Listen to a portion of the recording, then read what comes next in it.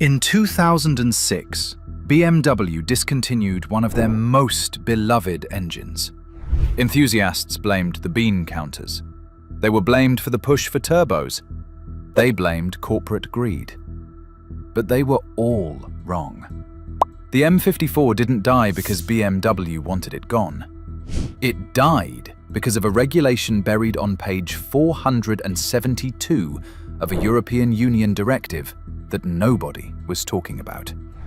This is the real story of why the M54 had to die, and why no naturally aspirated engine could have survived.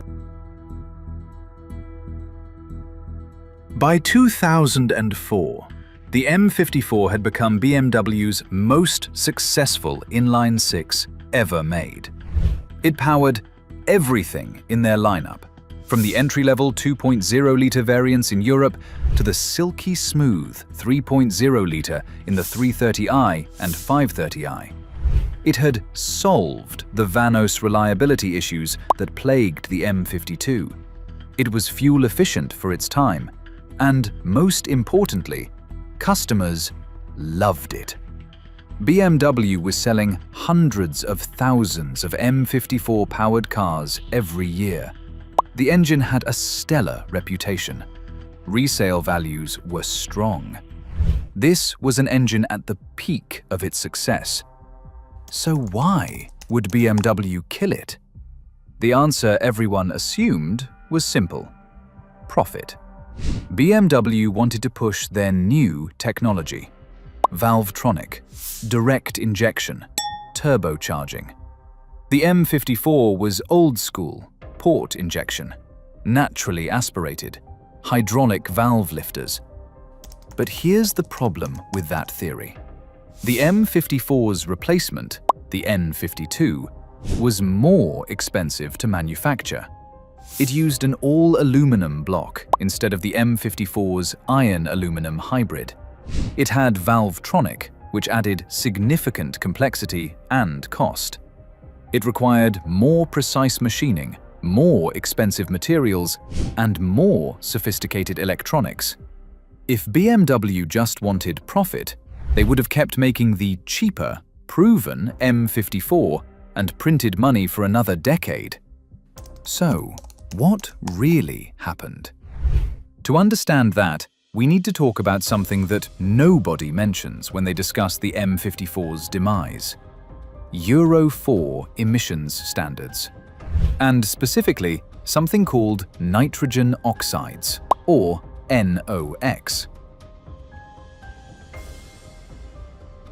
Let's talk about how engines create pollution, and why naturally aspirated engines were doomed. What is NOx? Nitrogen oxides, NOx, are a family of gases created when you burn fuel at high temperatures in the presence of nitrogen. And here's the thing: air is 78% nitrogen.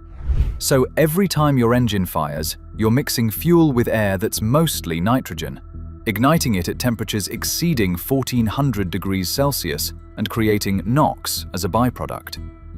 The hotter and more efficient your combustion, the more NOx you create. This is the cruel irony of engine design. The things that make an engine more powerful and efficient, high compression, lean air-fuel ratios, complete combustion, also create more NOx. In the 1990s, European regulators started getting serious about NOx emissions. Why? Because NOx contributes to smog, acid rain, and respiratory problems. Euro 1 standards came in 1992, then Euro 2 in 1996, then Euro 3 in 2000. Each iteration made the limits stricter. But Euro 4, which took effect in 2005, was the killer. Euro 4 reduced the allowable NOx emissions for gasoline engines to 80 milligrams per kilometer. That doesn't sound like much, right? It's 0.08 grams per kilometer. But for a naturally aspirated engine making good power, that was nearly impossible to achieve. Why did naturally aspirated engines struggle? Here's the technical problem. Naturally aspirated engines rely on high compression ratios and efficient combustion to make power. The M54 had a compression ratio of 10.2 to 1. That's high for a port-injected engine. High compression means high combustion temperatures. High combustion temperatures mean more NOx. It's physics. You can't escape it.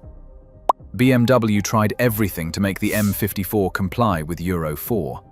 They optimized the combustion chamber shape to reduce hotspots. They adjusted ignition timing to lower peak temperatures. They recalibrated the air-fuel mixture to run slightly richer, which reduces NOx, but kills fuel economy and power. They even experimented with exhaust gas recirculation, EGR, which feeds exhaust back into the intake to lower combustion temperatures. But here's the problem. All of these solutions had trade-offs. Lower combustion temps meant less power. Richer mixtures meant worse fuel economy.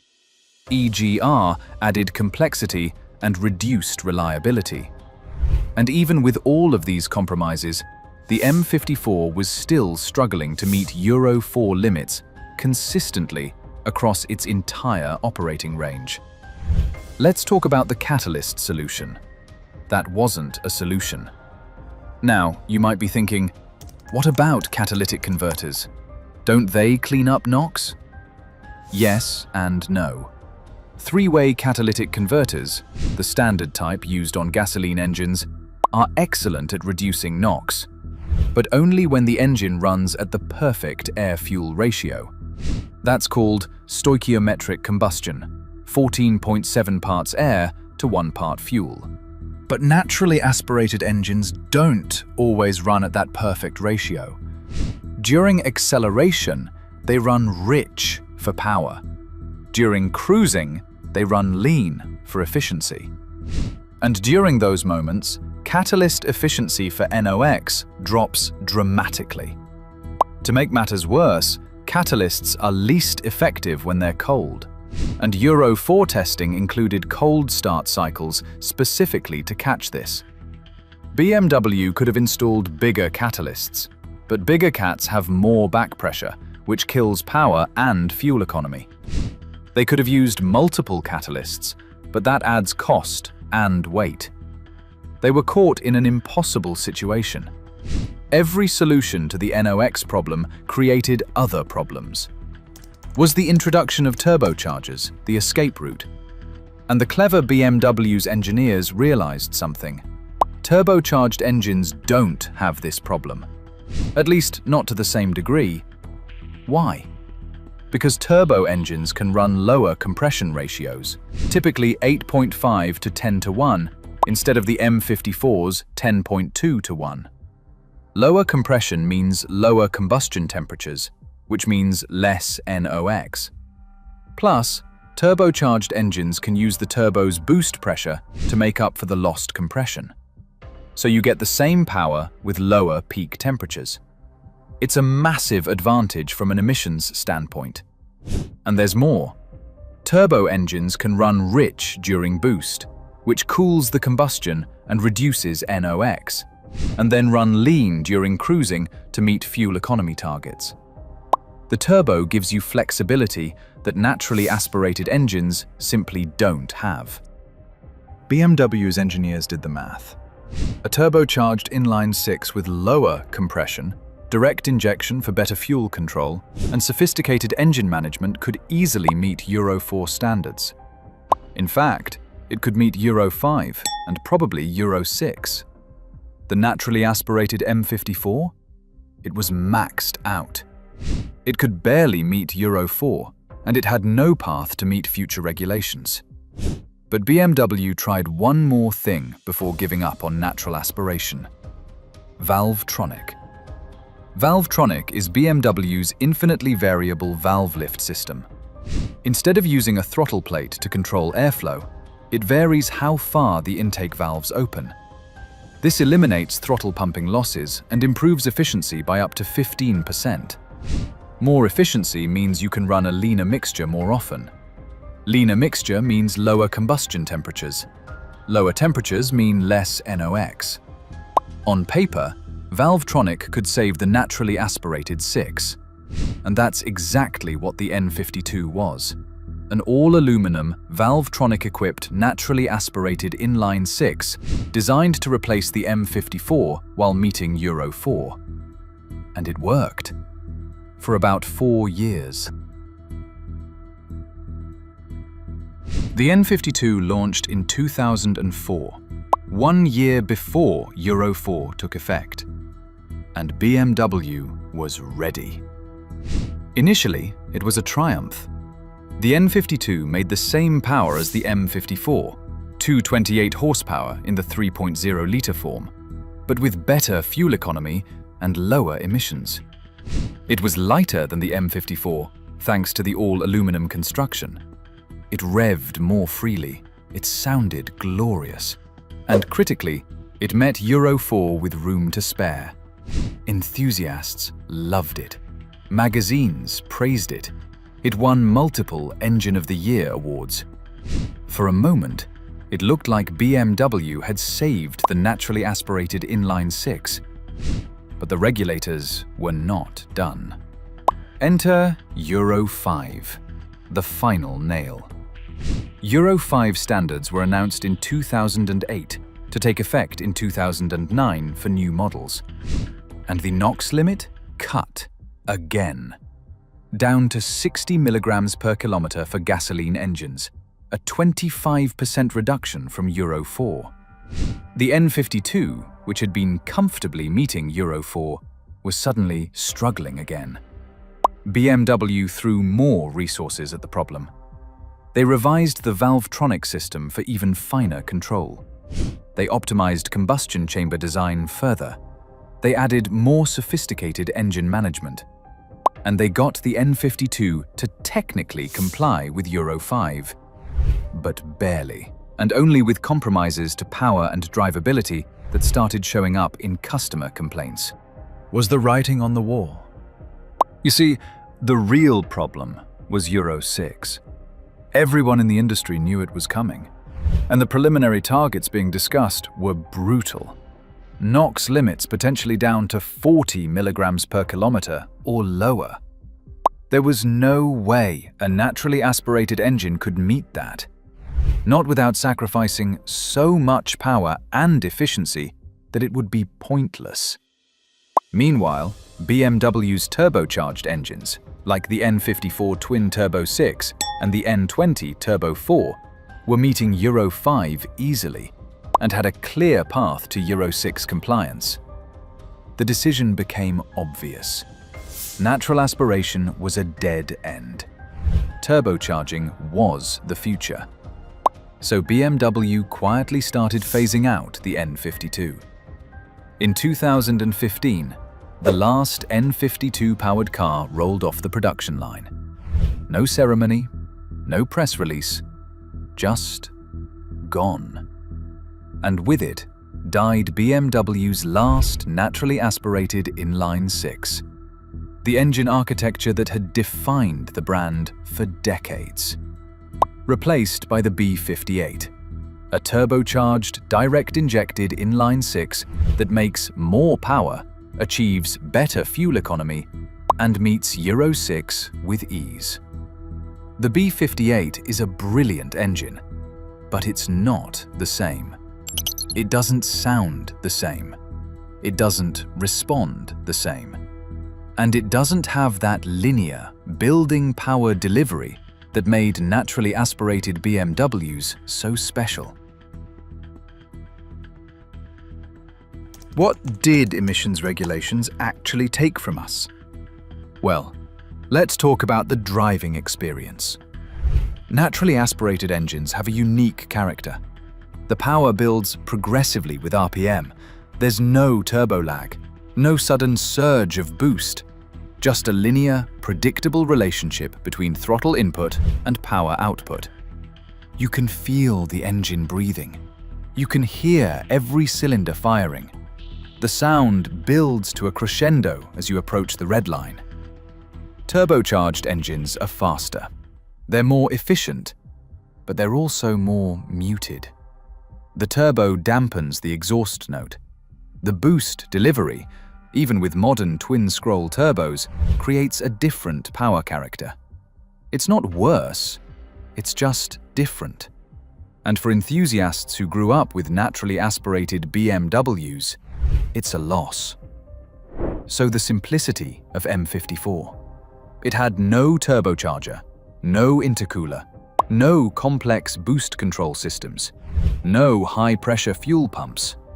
Fewer parts meant fewer failure points. Modern turbocharged engines are impressive feats of engineering, but they're also more complex.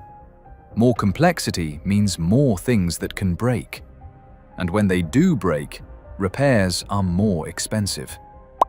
The M54 represented the peak of naturally aspirated simplicity and reliability. That's gone now.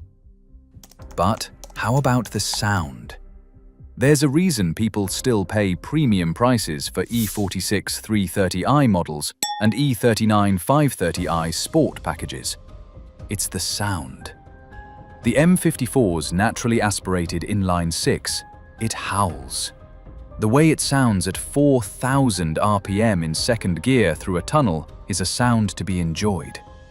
The BMW inline-six symphony that's been part of the brand's DNA since the 1960s. Modern BMW 6s still sound good, but they don't sound like that. And here's the ultimate irony. Emissions regulations were designed to make the air cleaner. And they did. Euro 4 and Euro 5 dramatically reduced NOx emissions from cars. But they also pushed the entire industry towards turbocharged engines. And turbocharged engines, while cleaner for NOx, create other challenges. Particulate emissions from direct injection, complexity that shortens engine lifespan, the environmental cost of manufacturing and replacing more complex engines more frequently. Did we actually improve the overall environmental impact? Or did we just shift the problem? The M54 is the legacy. But BMW didn't kill the M54.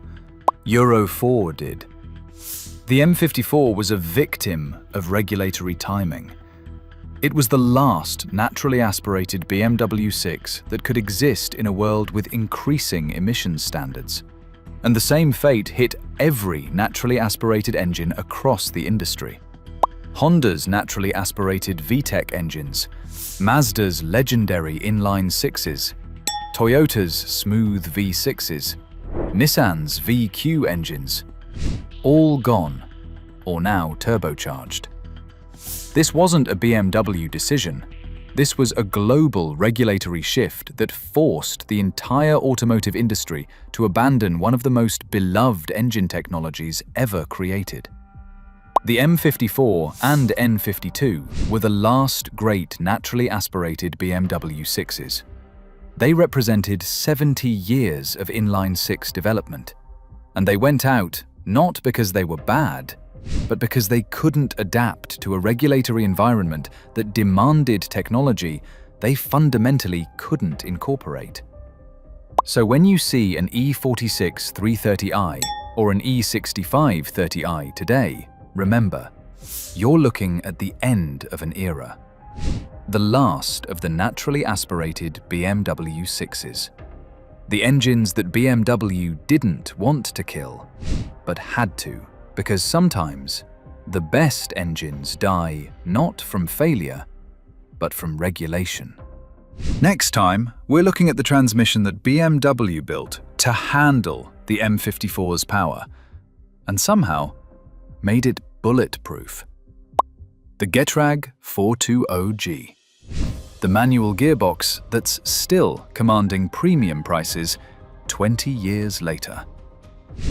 If you want more untold stories about the engineering and regulations that shaped automotive history, please subscribe.